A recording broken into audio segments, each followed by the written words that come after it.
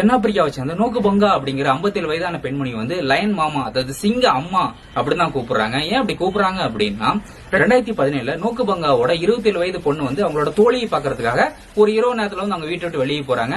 அந்த சமயத்துல அவங்களோட பொண்ணோட தோழி வந்து நோக்கு பங்காக்கு வந்து கால் பண்றாங்க. இந்த மாதிரி, அம்மா என்னை பார்க்க தான் உங்க பொண்ணு வந்தா, ஆனா அவளை காணா, 2 பேரும் வந்து அவளை கடத்திட்டு போறதை வந்து நான் பார்த்தேன், சீக்கிரமா வாங்க எங்க வீட்டு பக்கத்துல அப்படின்னு சொல்லி சொல்றாங்க. உடனே வந்து இவங்க என்ன பண்றாங்க அப்படின்னா போலீஸ்க்கு வந்து போன் பண்றாங்க நோக்கு பங்கா. ஆனா போலீஸ்ல யாருமே போனே எடுக்கல. அதுக்கப்புறம் தான் யோசிக்கிறாங்க, நம்ம தான் நம்ம பொண்ணை காப்பாற்றணும் அப்படின்னு சொல்லிட்டு அவங்க வீட்டுல கிச்சன்ல அந்த நைஃப் எடுத்துட்டு போறாங்க.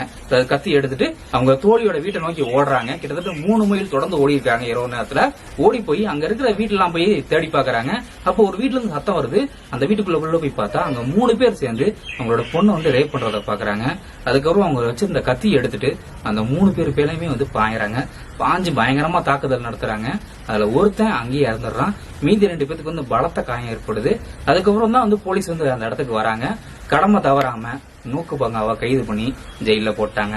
அதுக்கப்புறம் மக்கள் எல்லாம் போராடி நோக்கு பங்கா வந்து விடுதலை பண்ண சொல்லி போராடுறாங்க. நோக்கு பங்கா விடுதலையும் பண்ணிட்டாங்க. அவங்க பொண்ணு ரேப் பண்ற அந்த மீதி 2 பேர் உயிரோடு இருக்காங்களா, அவங்கள 30 வருஷம் ஜெயில போட்டிருக்காங்க.